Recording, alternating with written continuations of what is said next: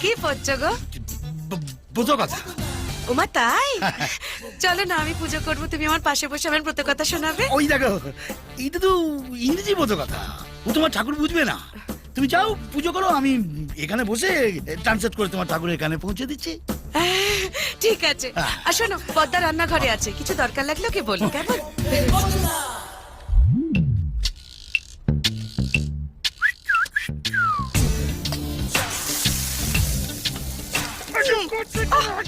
ছাড়ো না, কেউ এসে পড়বে। এখন কেউ আসবে না, পৌলমি স্নান করছে আর তোর বৌদি পুজোয় বসেছে। আমাকে বলেছে পদ্মর কাছে যা দরকার চেয়ে নিও।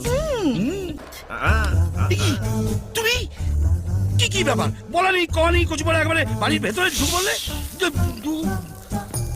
চাবি। চাবি? কিসের চাবি?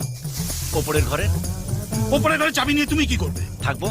না, ওপরের ঘর ভাড়া দেওয়া হয়ে গেছে। জানি, যিনি ভাড়া নিয়েছেন উনি আমার বৌদি। হ্যাঁ? হ্যাঁ, এবার থেকে রোজ আমি একতলা দোতলা করব। আপনি চুপ করে দেখবেন, মুখ খুললেই রান্নাঘরের খবরটা পুজোর ঘরে চলে যাবে।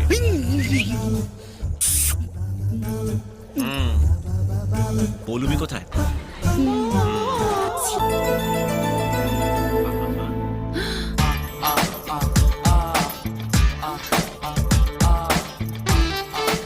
তোমার নামের মানে আমি বের করে ফেলেছি, সূর্যের রশ্মি, আর আমি সূর্য। তাই ভাবি এত টান কেন? তুমি এভাবে বাড়ির ভেতর ঢুকে এলে? তুমি আমাকে রং নাম্বার দিয়ে রং বাড়িতে ঢুকেছিলে, এখন আমি রাইট জায়গায় চলে এসেছি। দেখো, আমার ভুল হয়ে গেছে। আমি না আসলে বুঝতে পারিনি। I am really very sorry. I love you. হ্যাঁ? I love you. কেউ সরি বললে ওকে বা অলরাইট বলতে হয়। ওটা নির্ভর করে কে বলছে তার উপরে। মদনা বললে ওকে, পদ্মা বললে অলরাইট, আর তুমি বললে আই লাভ ইউ। এখন থেকে আমাদের রোজ শুভ দৃষ্টি হবে। আমি দোতলায় ভাড়ায় এসেছি, and thanks to Madna. Madna! মদনদা! কি মদনদা, হলো কি?